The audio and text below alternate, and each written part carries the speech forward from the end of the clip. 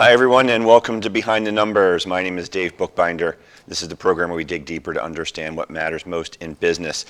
I am a managing director at B. Riley Financial, and I'm also the author of the new ROI, Return on Individuals. You can feel free to reach out to me.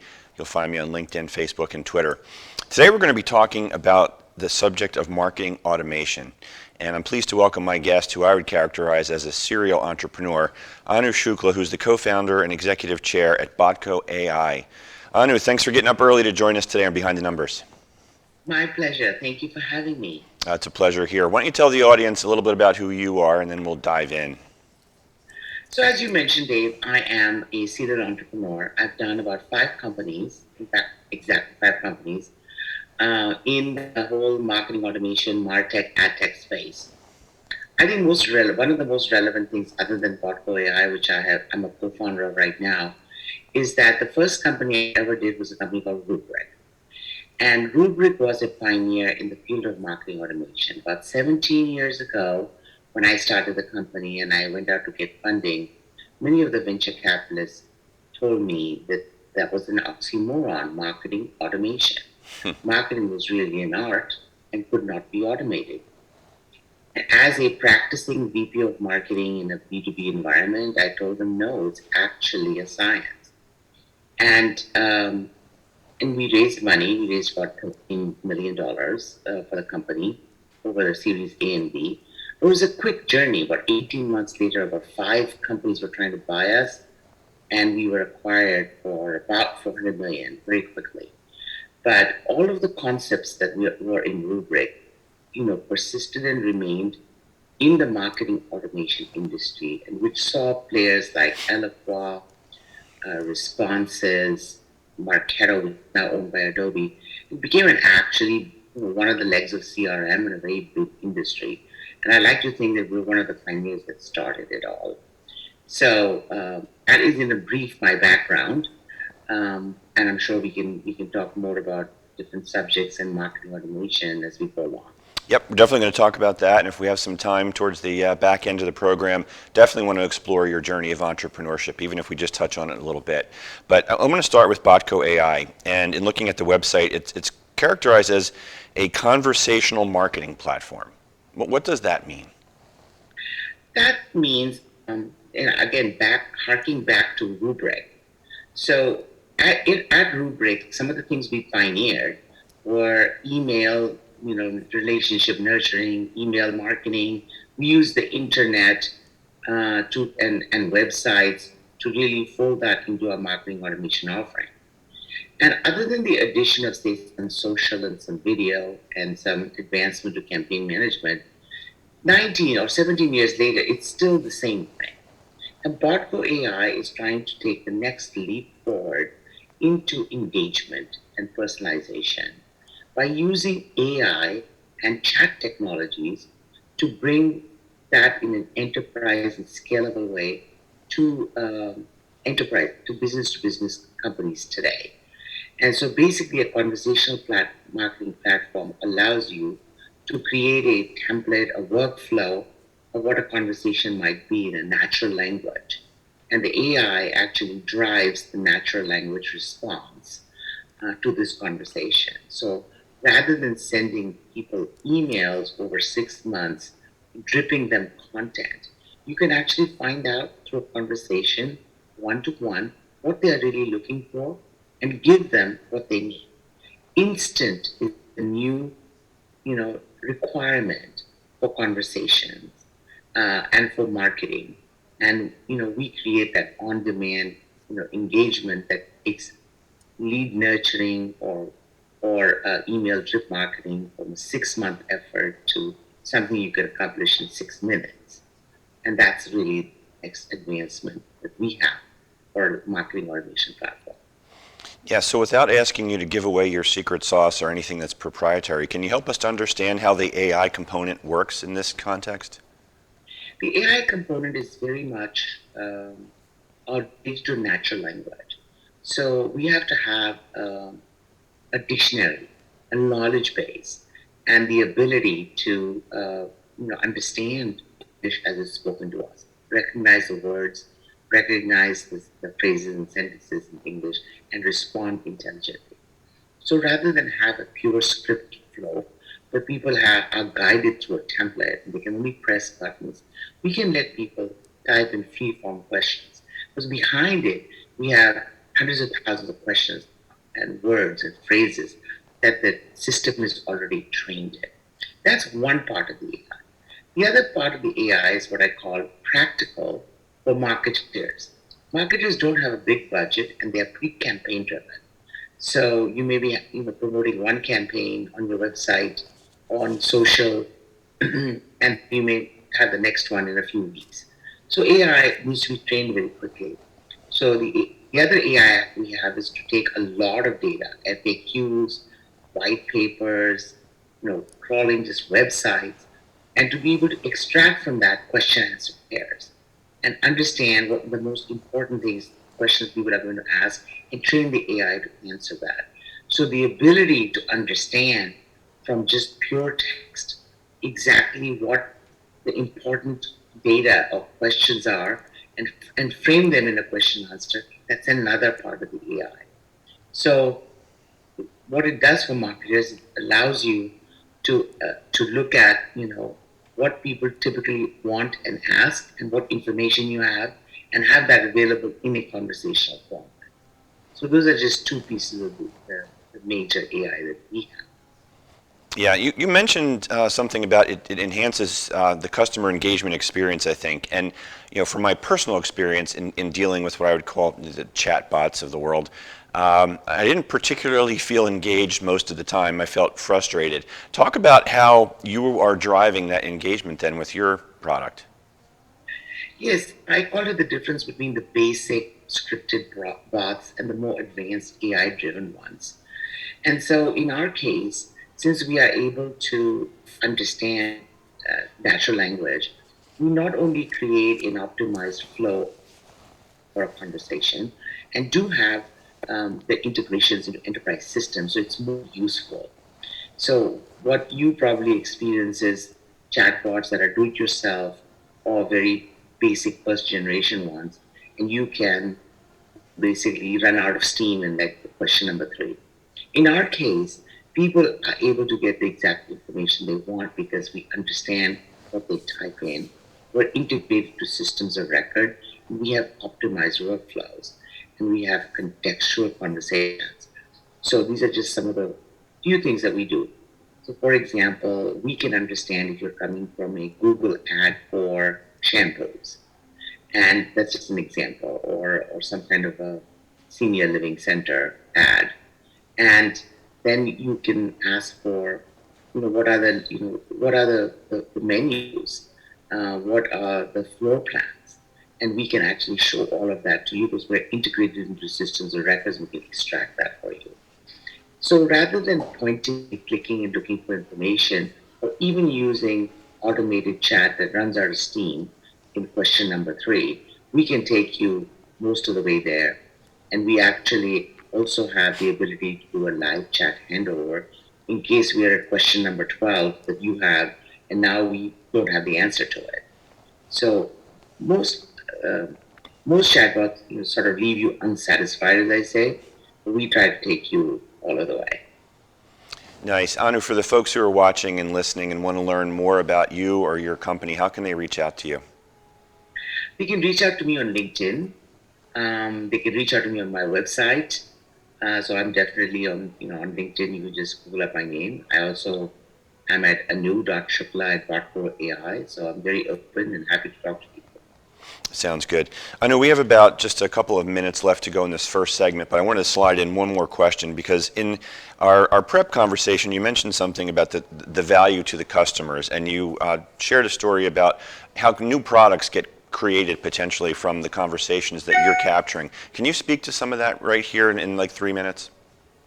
Sure. So basically, we take all these conversations. So one of the big parts of our product is analytical insights, actionable insights.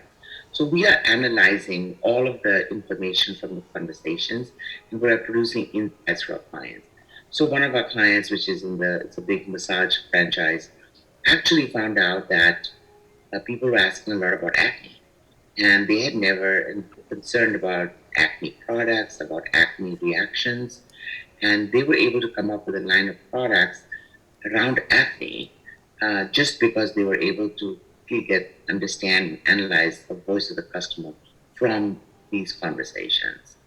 And so that was a new product line that did very well for them.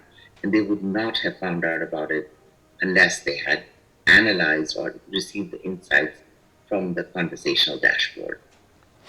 Good stuff. That's a good spot to take a break. We're going to talk more about that analytical dashboard after we come back here. But Anu, sit tight for a second. You can grab some more coffee. For you who are watching and listening, don't go anywhere. We're going to be right back on Behind the Numbers after this quick commercial break. Black Friday used to mean long lines and deals gone in a flash. That was Black Friday then. This is Black Friday now. This year, Target has Black Friday deals all November, with new deals each week, in-store and on Target.com. So you can get all the Black Friday savings without all the Black Friday stress. No matter how you shop, it's Black Friday now at Target. Is everything ready for tomorrow? Planning, shopping, carrying, washing, slicing, dodging, chopping, weeping, mashing, grating. And now, what oil are you going to use to cook all that effort? Introducing Bertolli Cooking Olive Oil. Ideal for cooking. Bertolli, elevate your every meal. Welcome to Rowan Medicine's new facility in Sewell, home to Rowan Family Medicine. When you need a trusted physician for your whole family, Rowan Medicine is here for you. We provide routine wellness and preventative care appointments. We help guide you through diagnosis and treatment for a variety of illnesses. And we even connect you with other healthcare specialists. Call today to make an appointment or go to rowanmedicine.com.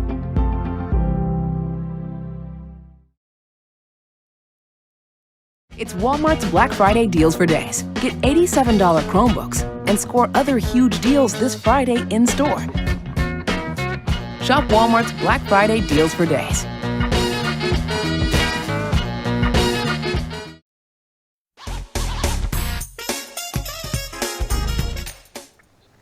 And welcome back to Behind the Numbers. I'm Dave Bookbinder, and today we're talking about marketing automation with Anu Shukla, who is the co-founder and executive chair at Botco AI.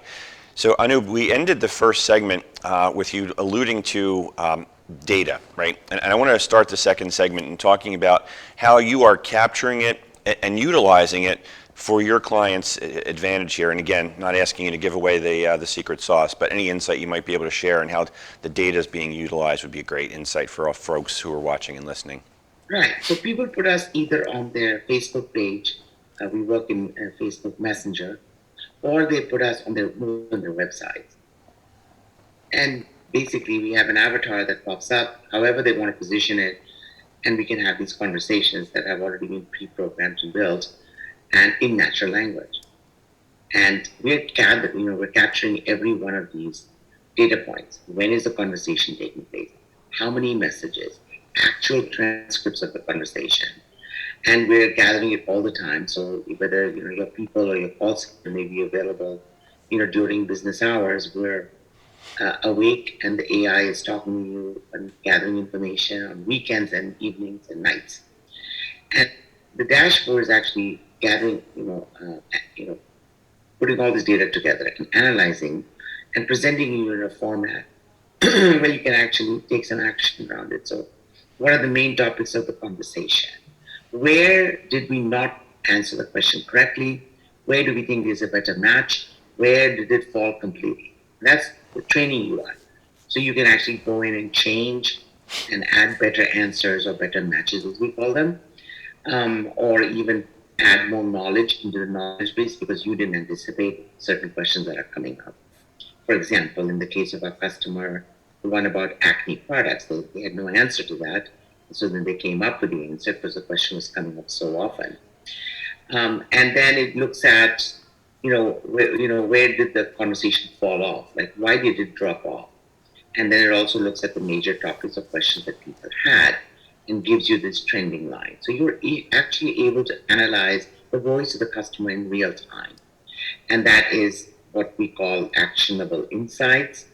And that's the benefit of having an enterprise level product that has this type of analytical capability along with the conversational capability.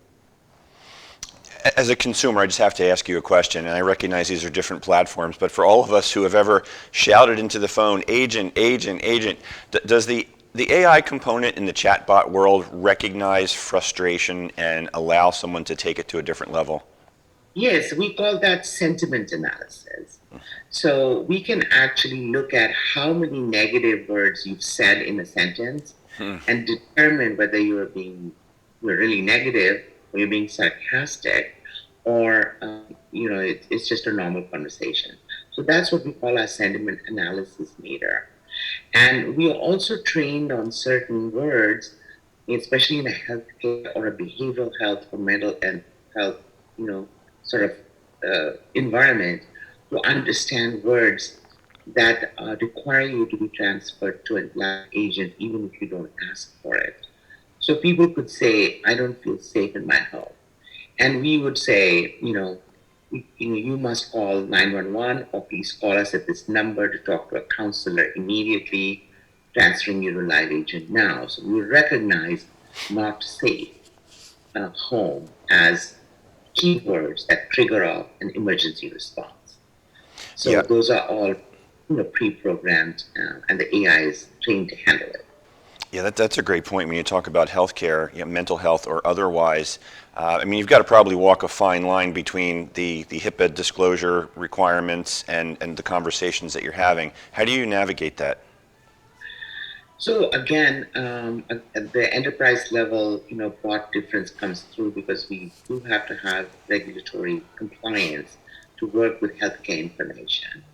So to be HIPAA compliant, there are certain rules you have to follow. For example, you need the customer or the patient to give you multiple pieces of information to be able to actually contact them or use that information. Also, you have to treat healthcare data in a very safe manner, so it cannot be disclosed, it cannot be transported in an insecure manner. So all of those, compliance methods we have to go through, harden our systems, and follow each one of these guidelines to be able to say that we're HIPAA compliant. And we provide a business associates agreement guaranteeing that to our healthcare clients. Anu, for the folks who want to get in touch with you and want to learn more, how can they do that? They can reach me through my website. They can also reach me through my LinkedIn. And then I've given you my website, my email, which is anu.shukla@botco.ai. You can reach me by sending me an email as well. Great, thank you for that. I want to shift the conversation to your what I would call journey of entrepreneurship. I mean, you've done an awful lot. So let me just ask you if you could very briefly just to fill in the rest of your story that you didn't touch on in the opening, and then we'll talk about some of the lessons learned along the way. Sure.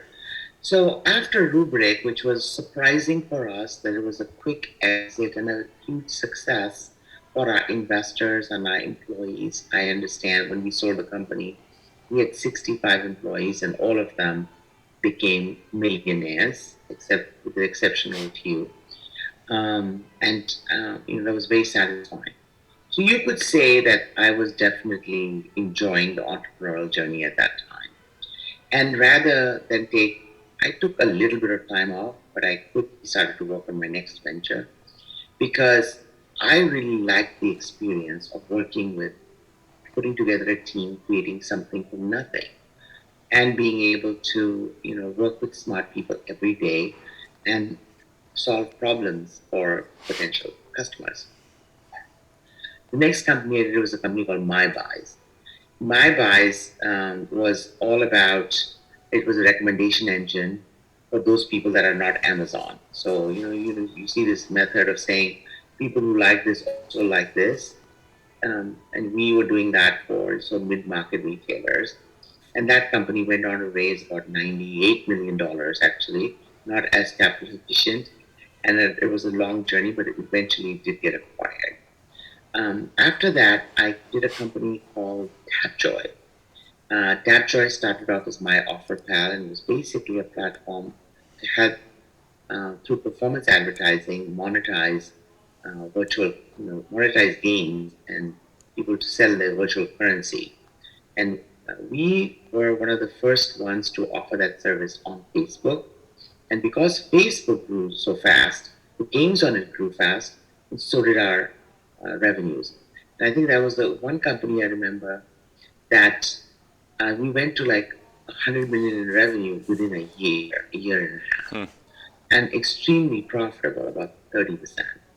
It had a long journey that this company, we moved over to mobile, where most people were playing games and we were monetizing on Android and Apple, and actually moved away from Facebook and moved away from web completely. But just 3 weeks ago, that company got acquired. Tapjoy got acquired for about $400 million. So I can say I have $1 billion in it. Meanwhile, I was doing a loyalty payments company that was doing fine called Rewards Pay, and it's still fine. But the pandemic has certainly affected us since many of our clients are airlines and hotels, and they were affected by the pandemic, and their loyalty programs were affected. So that's something that is still an ongoing venture. And then I got together with my co-founders, one of my co-founders from Rubrik, my first company, and another co-founder, Rebecca, and we started Botco AI a few years ago. And it's going really well. During the pandemic, we were drawn into healthcare because healthcare had to get to be digital and virtual overnight, literally, because of the pandemic. And the company is growing well. We raised about $3.6 million in pre-seed and seed funding. And we have a lot of clients in senior living, behavioral health, other healthcare, consumer health, and I'm very, very excited about the new capabilities that we're bringing with the AI and the use of chat technologies to enterprises. I truly feel that this is sort of, groundbreaking platform shift in marketing automation that we are going to be contributing to. Yeah, that's a great story. And as I've joked with you before, it sounds like you don't have time for a hobby. But that said, I'm guessing we have close to about 5 minutes or so to go here. I'm looking at the clock and don't want to take you down a rabbit hole. But I'd like to tap into that experience if we could. I mean, you've done it all, right? So you've done the team building thing, you've done the capital raises, you've done the successful exits. So if you're talking to the entrepreneurs and business owners in our audience right now, what are some of the best things you can share with them in terms of how not to make mistakes, and what's the best advice? Your topics, your choice, in terms of what you want to share. Sure. I mean, there's so much to share. Exactly. I would say that you better like this entrepreneur journey because it's not easy. So if you have any rosy, I love it, but it's really full of ups and downs. And even for the very successful companies, one day it's going fantastically, and the next day it's like a sales candidate that you really wanted, didn't join. Somebody quit that you really liked and you really needed them. A customer, through no fault of their own, has decided they don't want your product. And competition has come out and just copied you, and they're creating FUD and noise in the marketplace. So it's a very dynamic environment, but it's always full of ups and downs. So you better like that. There can be some pretty dark days, and you should have a good support system to get you through that. So you better be passionate about what you're doing. Now, the other thing, being a serial entrepreneur, and not all of the ventures are as successful as the others. You might want to know, how do you know it's going to be successful? So in my experience, if you've actually felt the pain of a problem, then you're going to be creating a better product with a closer product market. But I think one of the most important things is to know when to pivot, because rarely do you get it right the first time. I'll give you the example of my buys. My buys actually started as a supply chain product and we call the company Rubicon Soft. And it was really all about letting people forecast demand at a SKU level. And it was a licensed software that companies were going to purchase on-prem licenses for. But the world had moved on to SaaS, and we didn't find a good market and had to pivot quickly and efficiently into the e-commerce recommendation engine, which kind of used that SKU level data that we had in the system.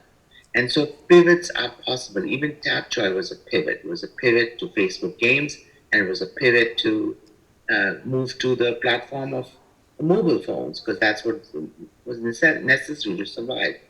So you have to have the ability not to be so wedded to your original idea that you can't make these changes to get to the proper market and the product market fit. And then lastly, I would not undersell the idea of luck. There is a bunch of luck involved, and of course, luck favors the prepared mind.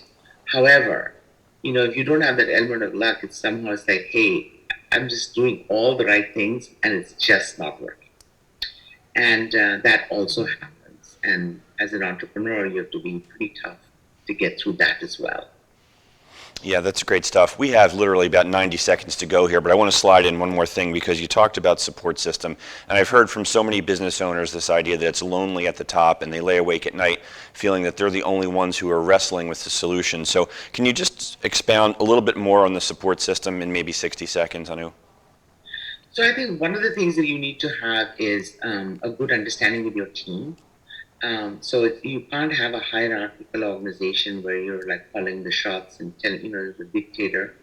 I think you have to have the team that you respect and can work with and be able to share with them. But you also have to have a good understanding and relationship with your board, so you can go tell them anything and they won't sort of judge you. And in fact, there'll be a sounding board. So the best board members are the ones that are available to help you there. But you also have to have an external support system of friends, family, mentors, and peers outside your company that will also tell you the truth, tell you how it is, and you can bounce ideas off of them. And one of the most important things is for you to have a good relationship with your lawyer. And so I always say that selecting the right lawyer is probably more important than selecting the right accounting firm, because that lawyer is going to have if a good lawyer is going to have very good advice for you in terms of the corporate, matters, and as well as transactional matters in an M&A or, in a relationship. So I think having a good relationship with a legal counsel whenever you can afford it as a company is also very important, selecting the right. That's great advice. I wish we had another half hour to go here, but unfortunately we are out of time. Anu, thank you so much for joining us today on Behind the Numbers. It was great chatting with you. Thank you so much for having me. It was really fun. Hopefully we'll have you back again. Hopefully we'll have you back again and we can continue this conversation. I know you've got a lot more to share. You take care, and for you folks watching and listening at home, thank you so much for joining us. As I always say, we can't do it without you. Please be sure to hit the subscribe button on whatever platform you're looking at. And in closing, just want to remind everyone that I'm the guy that my clients turn to when they want to know what their most important assets are worth. So if you'd like to know what that's all about, please hit me up on LinkedIn, Facebook, or Twitter, and we'll have a conversation. My name is Dave Bookbinder, and I'll see you next time on Behind the Numbers. Take care, everybody.